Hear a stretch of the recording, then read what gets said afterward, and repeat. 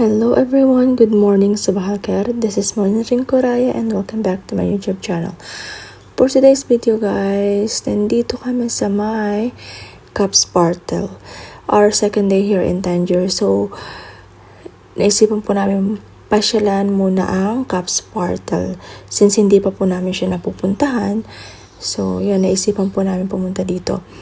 Yan, makikita niyo po yung dagat. It's Atlantic or Mediterranean Sea. I am not sure. So, yan na nga guys. Nakikita nyo naman. Napakaganda ng view. Yan. Yan po ang lighthouse. Papasok kami dyan mamaya. It's a historic museum, I think. Yan po. Nakikita nyo, napakaganda. Papasukin po namin yan mamaya sa loob. Yan. Napakaganda lang po ng view. Yan. Makikita niyo naman po. And then yan yung sa labas din po meron silang yung mga souvenirs, yung mga jalaba, yan, mga accessories, bags. Very colorful lang po talaga yung mga bags nila, accessories and everything kasi nakakaakit talaga kasi very colorful yung mga kulay. So yan, nakikita niyo naman po. So yan, may nakikita na po akong tickets. Mean to say is may entrance fee po siya. Yan. Yan po. Ayan, papasok na po kami sa loob. Ayan. So yun na nga po, nakapasok na po kami. Then, ang bayad po sa entrance fee is 50 dirham each. So yan, nakapasok na po kami. Ayan, makikita nyo ang garden. Ayan po ang garden ng Caps Portal. Ayan, ang gaganda ng mga flowers. Ayan, ang ganda lang po. So, ayan na nga po guys. Pupunta na po kami dyan sa may lighthouse. Papasok na po kami dyan. Ayan, Caps Portal. Yan. Pero papasok kami sa may museum po. Pero sa pangarang alam ko is kailangan tahimik po dun. So, silent mode po muna tayo pagpasok po natin doon guys. Yan po yung garden nila. Yan. Makikita nyo naman po yan. Ang ganda-ganda lang. Well-maintained nila yung kanilang garden. Malinis. Lahat po. Tapos yan nakikita niyo yung Caps Portal Heart. Photo booth. Diyan magpipicture-picture kasi ang ganda po ng view. Then yan, papasok na po kami sa loob. So, silent mode.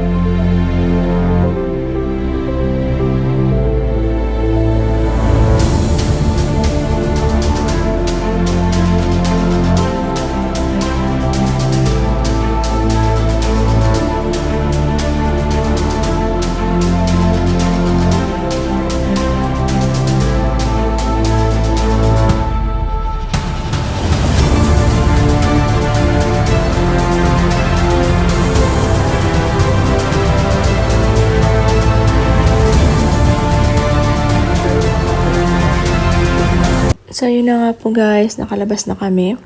Natapos na po kami sa museum, dito na po kami sa labas.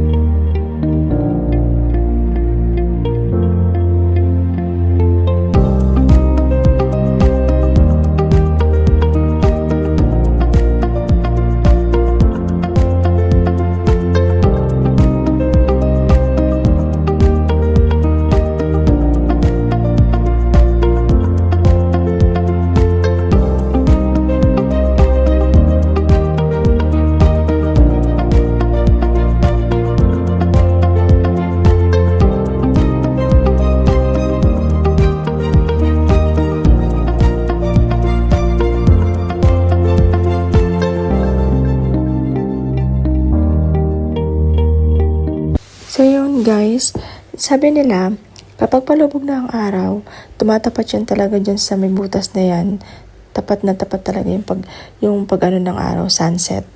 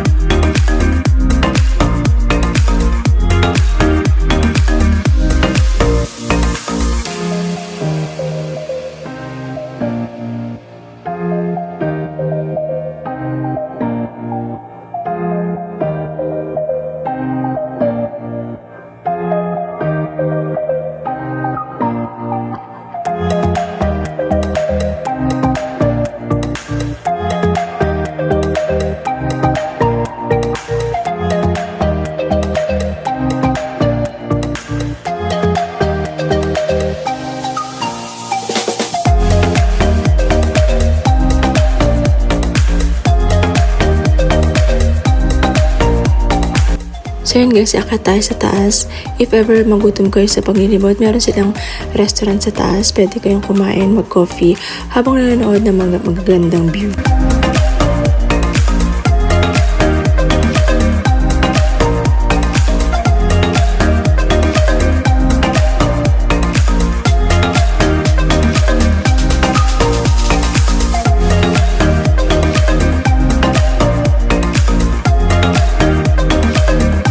So yun guys, natapos na kaming libutin lahat. Ang hindi namin siya naakyat is yung pinakantaas po ng lighthouse kasi nagloka rin na po agad ang anak ko. So, lumabas na po kami. So, yan guys. Hanggang dito na lang po ang aking video. Don't forget to like, comment, and share sa video na to. And don't forget to subscribe sa my channel para po updated kayo sa susunod ko mga video dito sa Morocco. Bye-bye! God bless po!